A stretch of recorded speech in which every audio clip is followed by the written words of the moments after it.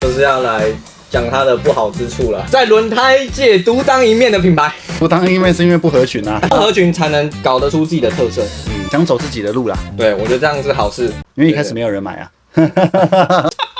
开始对没听过901，对我甚至怎么可能？你玩车就有901啊？那时候没有那么红，那时候比较红的是 S98、601。哪时候开始玩车？高三那时候，那时候都其实还不太了解901这个品牌。我要问一下我的贵人，他怎么会想跟我们合作？当初是谁先找谁？我的很勇敢吧？他人生中最正确的投资与决定。最早的渊源，大家一定都不知道。我忘记是不是他自己创一个 FB 的粉丝专页，叫做还不知道叫什么的轮胎，很专业的，真的有店家这样帮他做个测试，然后都有测试影片。所以那时候还不叫901。